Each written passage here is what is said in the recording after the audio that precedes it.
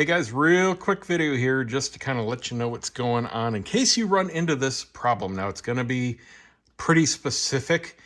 First of all, it's people running Dirac. Second of all, it's people using an extension USB cable and with certain updates to their computers. Now, I've been using this cable for both audio and video, mics and cameras for over 10 years.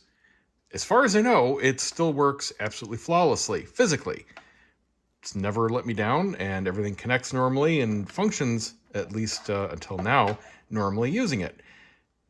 I had it connected to my mic here. I'm in the middle of doing a very long video series on Dirac, physical measurements, and testing all kinds of stuff. To make life easier, because I'm using this little portable table over here on the side, it's out of the way of the speakers and everything, but it's not super comfortable. I wanted to sit up there, so I hooked up my extension cable, ran it over there, started to work, yada, yada, yada.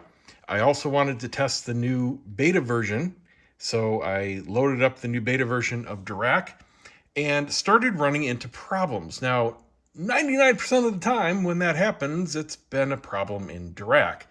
I went through a bunch of troubleshooting, going back versions, back to production, all the way back to 3.4.4, which has been bulletproof for me, but missing some new features, and I still had the problem. So I knew it wasn't Dirac this time, and I started narrowing things down.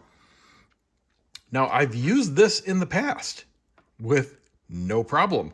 So this was the last thing that I thought to swap out, but it was something that I had changed. So I took it out of the equation and we're back to normal. So this was part of the problem.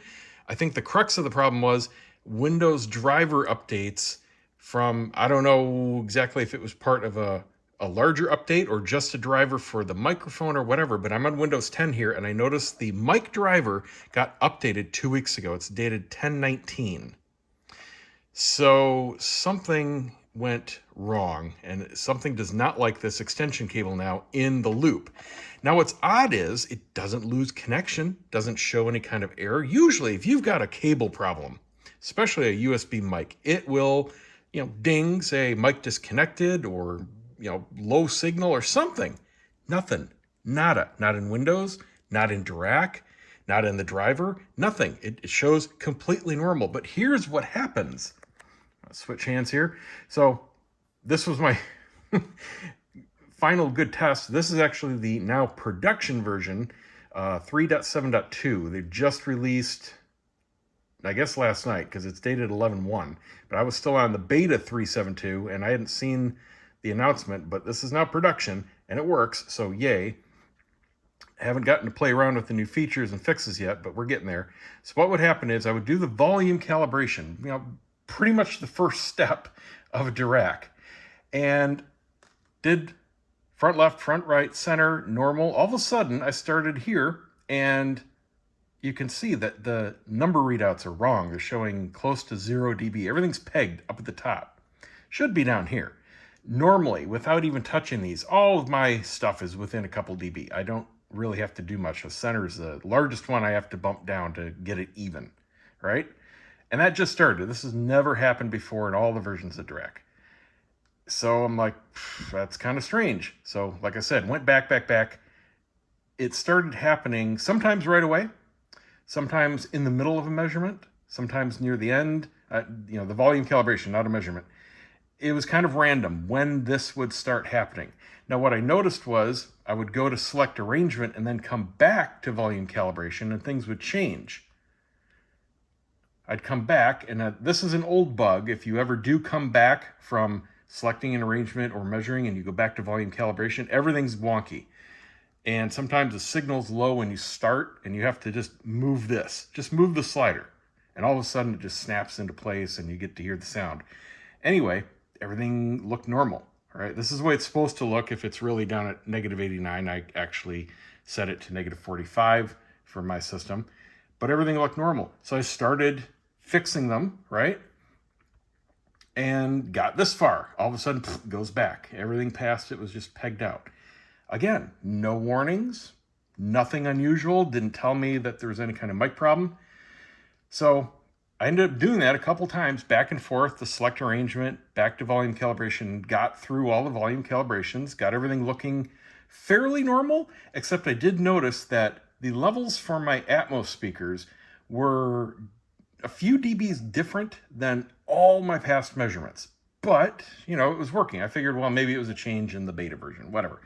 Went through a measurement, get to the end, and I noticed on the screen here when it's going through and it's showing you the signal as it's doing tests, and I didn't grab it as it was happening because it was right at the end. It was doing the last 2 Atmos speakers.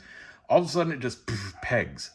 Just pure signal, right? Sounded normal. It was sending a normal signal to the speakers, normal sweep, but the screen was just pegged. And then it ended and showed this low signal to noise level, which means, you know, bad measurement somewhere, at least one. So did it again, relaunched. It actually looked fine on the end screen the last time I did it, but it would still, even though this looked normal the last time through, it still ended up with this error. So I started digging more and more, and that's when I found the last thing I thought to change out was this. So I'm now directly connected again to the microphone with the cable that came with it. You know, just a relatively short, whatever, 10-foot cable or so. And we're back to normal, back to, in all versions, all the way up to the current 372. So if you get these weird things happening, even though it sounds normal, the sweeps are going completely normally, even if things look right, but you get the weird signal-to-noise ratio, if you're using a non-standard cable, maybe you're using just a single, normal, longer cable, or maybe you've got an extension, take it out of the loop and put in a short one or the one that came with it and see if that fixes it. Anyway, that's it. Just want to throw that out there. And as far as my test video, I got a lot to test, but I'm looking forward to finally getting some results, hopefully, to help you guys meaningfully change. I'm doing all kinds of things with physical measurements and what they do. Number of points, where the points are, how close to objects or seats. I'm looking for the intangibles. I'm not looking for frequency response changes. Anybody can make that look pretty. I'm looking for the sound stage, what effects on the width, the depth, the Atmos immersion effect, how you can place objects around you and in front of you and not just have sound coming from here and sound coming from up here. I want to see what physical measurements do to change things, but it's a lot of testing. Anyway, that's it. See you next time.